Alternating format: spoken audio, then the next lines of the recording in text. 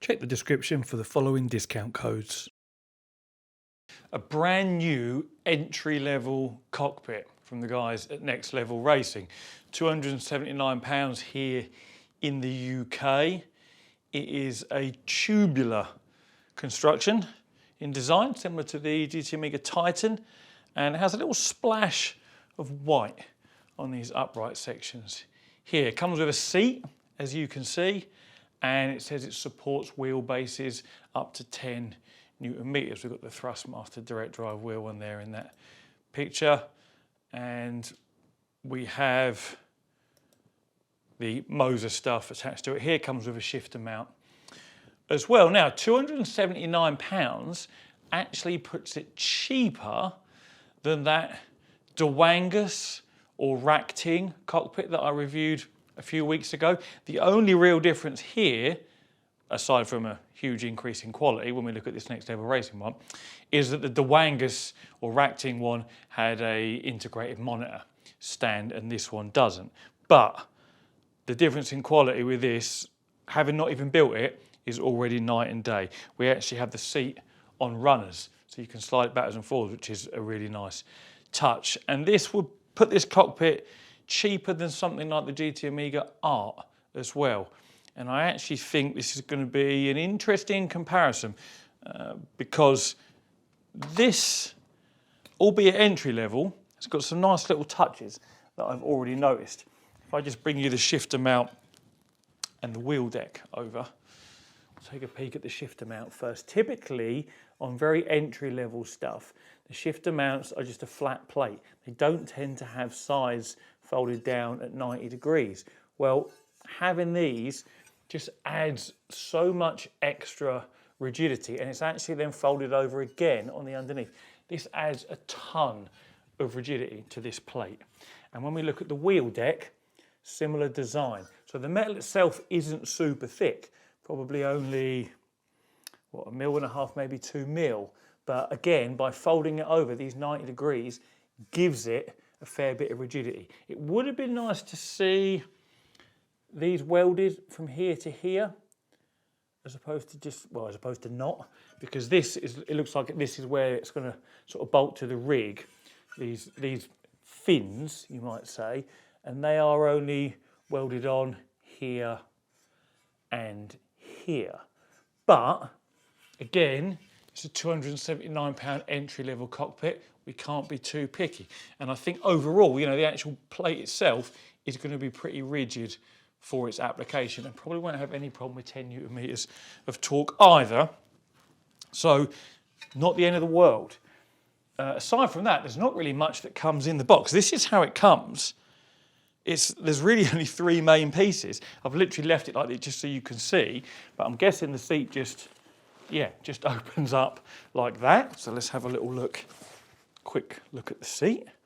I think that's a nice looking seat. It's got some weight to it. No rake adjustment, but it is on a slider, so that's good, as I mentioned earlier. Looks to be possibly Alcantara or maybe a fake Alcantara or suede, but yeah, that's the seat. And then we've got this piece here, which presumably is the rear section that the seat bolts onto. It's actually in 2 pieces. As you can see there, I'll need to bolt it together. But it comes in the box as 1 piece. And then the last piece that comes in the box is the front section. And it literally comes like this, and that just goes up like that. So it's kind of almost like partially assembled. There's going to be very little for me to do here. And you can see the white accents on those upright sections there. This piece here is where we're going to be bolting the wheel deck to. Has the Next Level Racing logo in the front there as well.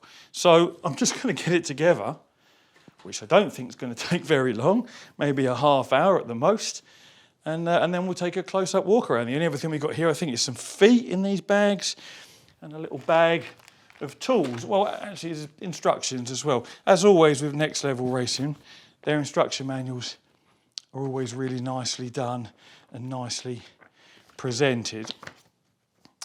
And everything comes really well packed also. Let's just have a little look. Yeah, so you've got an in the box page showing you what you should have. And then, mounting locations, colour coded for various different wheelbases. That's a nice touch. Oh, and what else did I notice? I haven't actually taken it out yet, but I noticed, yeah, in here we have a little plate, or a card I should say, called bolt length detection card. And this is going to allow you to identify the correct length bolts as per the instructions for assembly. That's quite a nice touch because a lot of instructions reference, you know, M8 by 20 and don't come with a tape measure or a card like this, and you kind of have to guess, or in my case from experience, I can look at it and know which one's an M8 by 20. But having this little measuring card, and I've just noticed it also has holes there, so you can actually offer the bolts up. Because I kind of forget, some people don't have an engineering background like me, and if I said to you, go get me an M6 by 20 with a 1.5mm pitch thread, they'd be like, huh? What the hell are you talking about, Carl? But to me, I read the instructions and I just go and get the appropriate bolt. So that little card is a nice touch. And as I say, the tools are in here as well. Some Velcro for tidying your cables away when it's all assembled and your accessories are bolted on. So let's get it built up and go from there.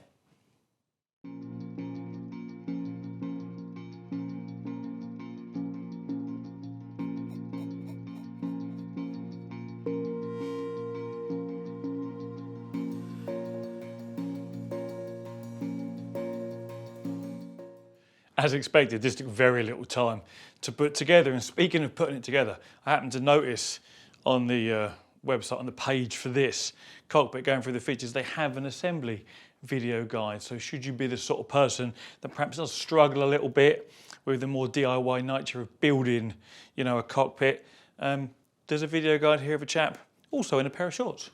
Good man. Showing you how to put it together.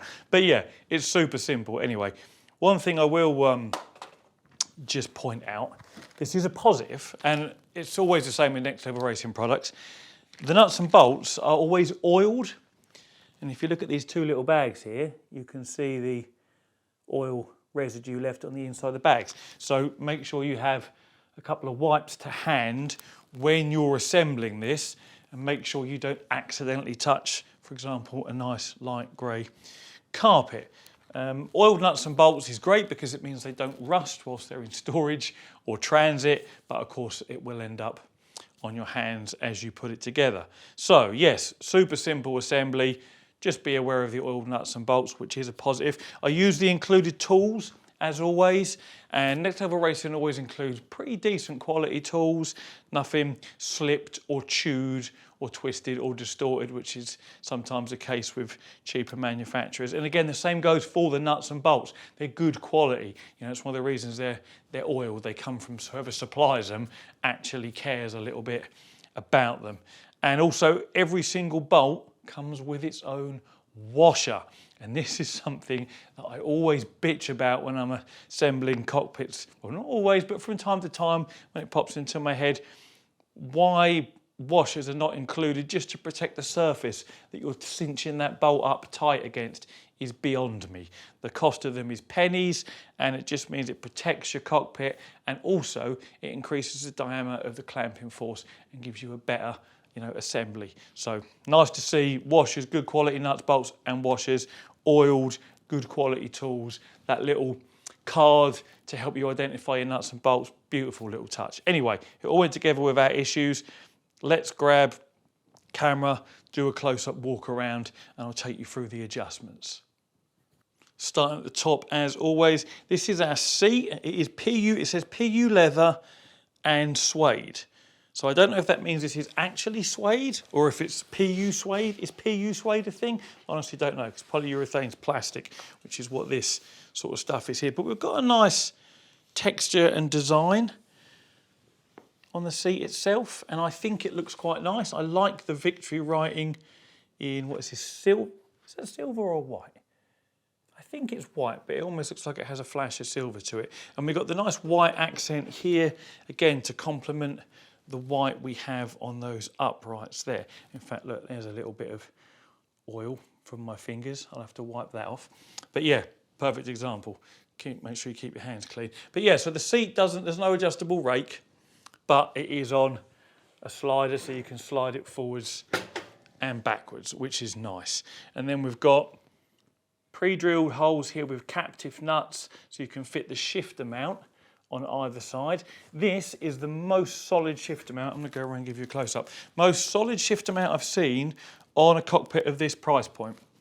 The bracket here and the plate here, you can see they're pretty hefty, pretty thick, pardon me, and that translates to, well, it translates to me moving the whole cockpit without me being sat in it, but that is a very solid shifter mount for an entry-level cockpit. Really pleased with that. What else have we got? Adjustment for the uprights here, you can see 2 bolts, so you can slide it up and down in here, or you can take a bolt out, slide it down further. If you're a very short person, you need to go lower. Plenty of adjustment there. No angle adjustment on the uprights, and they are just held in by these 4 bolts here, and the same the other side, so pretty solid. Then we get up to the wheel deck itself. You can also fit that shifter mount here, by the way, so you don't have to have it there. If you don't want, you can literally bolt it on the side here if you want your shifter beside your wheel. Similar to how it's fitted to the Playseat Challenge, in fact, the one that comes with a shifter mount. So we have angle adjustment, but it's mostly downward angle adjustment. Very little upward. If that's level-ish, that's all we have up. To me, that's the wrong way round, because your steering wheel never points down at your lap in real life or in sim racing, especially in this GT style driving position. And also the adjustment is just a cutout, no pre-drilled fixed positions. So potentially, if you're quite aggressive on your steering wheel, if you've got that 10 Newton meters up and you're using all of it, you may find that slips down. Now, I mean, to counter that, you'll do these bolts up as tight as possible, and they have used flange nuts which have serrations on. So when you do that nut up, there's one there and obviously there's one here, it will bite in. So thinking about it, I don't think it will move actually. If they weren't serrated, there's a chance, but with those serrations, if you know what I mean by serrated flanges, they literally cut into the metal. That's why there's no washer there either. So that'll probably be all right actually. But yes, I think we definitely needed more up adjustment than just that. Hopefully it'll be enough, but yeah, would have been nice to see a little bit more. Then what else have we got? Pedal tray. I didn't show you this earlier because it came bolted on already, so I couldn't take it off. Well, I could take it off, but I didn't. But you have got pre-drilled holes. You can just see one there. I think there's 3. Can we see underneath? You may or may not see, but there's 1, 2, 3. Yeah, there's 3. So this is in the middle position. You would undo that, and you can either then lower it down one or raise it up, another one obviously pivoting here. Now also, we'll see from underneath, there is no reinforcement. A bar running front to back and a bar running side to side would have made the world of difference to this pedal tray. We've got obviously 90-degree folds at the sides and at the end here, but they're not joined up like they are on the wheel deck or the shifter mount. So this is going to flex. I mean, we're talking real cheap entry-level money here, £275 for the whole cockpit. So we can't grumble at some flex in both the wheel deck and the pedal tray and the wheel deck. And even if we'd had some in the shifter mount, although I don't think there will be, we can't complain because of its entry-level nature and its entry-level price point. You know, it's a bit like these uprights here. We're going to see some sort of backwards and forwards, you know, movement because there's nothing reinforcing them. They're literally just, you know, held in here. So there will be some flex there as well. But again, it's the price point we have to bear in mind, and when comparing it to other cockpits of this price, they have, you know, that Duangus or Racting one had a lot of flex, and wobble. A GT Amiga R has a fair amount of flex and wobble. It's all perfectly acceptable at this price point. I think this is actually going to perform pretty nicely for its money, and it might even be my favourite entry-level cockpit to date, because we are getting a seat included for this 275 or 279.99, whatever it exactly was, and it's a half decent seat. So yeah, let's get some stuff bolted to it and see exactly how much wobble and flex we do get in use. Do you know, I think this might be my favourite entry-level cockpit so far. I say so far, we're nearly at the end of 2024 now. But it's a very slim footprint, doesn't take up a lot of space. The tubular design is relatively pleasing on the eye for wives and girlfriends, and even, you know, people like myself that perhaps don't want something too industrial looking, if it's got to sit in a room, you know, on display. The flex in the wheel deck and these uprights, I'll put a clip up now, is exactly what I would expect for something that's $279.99. There is some flex there, but it's not so bad that it's going to be a problem at this price point. Of course, if you want to pay £1,000 for just a cockpit without a seat, you'll get one without any flex. This is $279 pre my discount with a seat ready to go. So yeah, what you see there, perfectly acceptable. And that clip is me, you know, giving it more force than you will in a normal race, which you'll see in a minute. The pedal tray is as flexy as I expected. You'll see in the clip now, it's bowing nicely. As I'm braking on the load cell brake pedal here, what's interesting about both of these flex and wobble situations, let's put some normal driving footage up now, is that when I'm driving normally, neither the flex in the pedal tray nor the flex in the wheel deck or the uprights bothered me at all with this Fanatec CSL DD at 8 Newton meters. Literally didn't bother me at all. The funny thing about the pedal tray is because that flex is repeatable, as in it flexes by exactly the same amount every time, it's almost like another elastomer in your brake pedal. So you just get used to it. You can still trail brake, threshold brake, because it's repeatable, it's exactly the same every time. So even though we wouldn't want it in an ideal situation, like that's why we buy more expensive cockpits and then we can tune our brake pedals how we want them, it's there and it's repeatable. So you get used to it and it becomes a non-issue, at least for me and probably for most people, especially considering the price point. You know, you buy an entry-level cockpit, you expect entry-level performance. I didn't really notice much in the way of flex and wobble through the wheel deck whilst I was driving. I was quite happy to catch slides, you know, no problem whatsoever. The force feedback wasn't dampened because of the movement available there. I still got everything fed back through the steering wheel as I would expect. So whilst we are seeing entry-level performance at an entry-level price point, I think this would probably be my go-to recommendation as a beginner cockpit. Just purely at this price point. The GT Amiga Art comes in a little bit more, but to be honest, I don't think that has any less flex than what this does. But you do gain some additional benefits. The seats with GT Amiga, you can adjust the rake. For me, I would actually like this seat just to be just back a touch, which of course I can't do. The wheel deck, I would like it to be tilted just a tiny bit further. It's all the way back, and as I mentioned earlier, I think it could do with being able to go further, and I still, you know, with it installed and using it, I would like it just tilted back another degree or two. Again, with the GT Amiga, I could do that. We do have, you know, height adjustment here. We have no forward and back adjustment, but then we don't really need to because the seat moves and you can put the pedals in different positions on the tray, even though you can't necessarily slide it backwards and forwards. But, you know, the shift amount, as I say, is absolutely rock solid, the best I've seen on an entry-level cockpit. And the seat is comfortable, and I think the whole thing looks quite nice. Initially, I didn't like this. I was like, it just looks a bit odd stood up on its own with nothing else attached to it, you know, no more reinforcement, no more bars or beams. But the whole sort of slimline, you know, compact design has grown on me since I've been using it. And I can see how, because the footprint is tiny, you know, it's barely any wider than my pedal tray at the front there. And if you didn't have the shifter mount on, which you can't see right now anyway, it doesn't take up any space at all. You could push it to one side of a room and no one would almost even notice it's there. The feet are screwed on with M8 thread, possibly M6, which means you can get caster wheels off of Amazon for like a tenner, should you want to put it on casters to be able to slide it around. But saying that, it's not a heavy cockpit.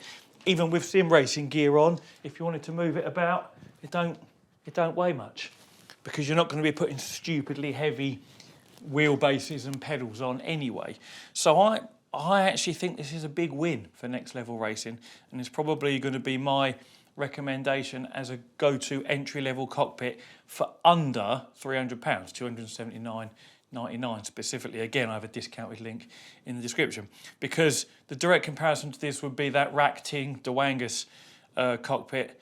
Although I actually believe they put the price of that up now, so it's just over 300. This is much, much better than what that is, in my opinion and in my experience. So yeah, thanks to Next Level Racing for sending this over, and as always to you guys for watching. Should you want to pick one up, discounted link in the description. As always, take it easy.